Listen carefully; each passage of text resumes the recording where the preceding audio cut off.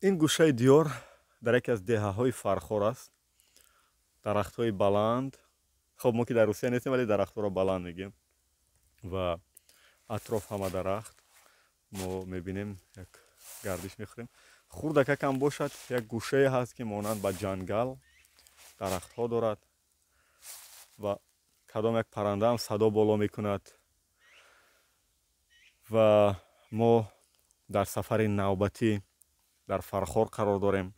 تا این وقت در دیگر شهر و ناحیه‌های دیار بودیم. از پیشرفت و پرابلم‌های فرخار برابر خواهیم گفته ایستاده ایم. و وقتی که من یک لحظه ای گوشه آمدم و صدای پرنده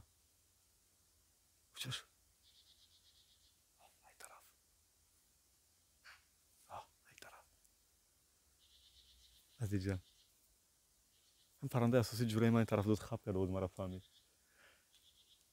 این آرامیش، این راحتی، این زیبایی در تاجیکستان ما است و در فرخار است. از شهر بیرون است.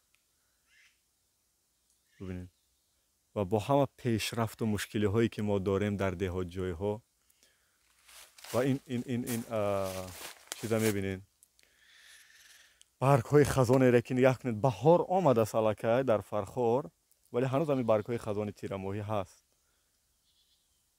وطن دیگرای این مرز و بوم سرزمین دوست داشتنی است و باید به او خیانت نکنیم و میارزد که مرزش با ارزش جان دفاع کنیم چون ناحیه فرخار ناحیه نزدیک سرحدی هم است.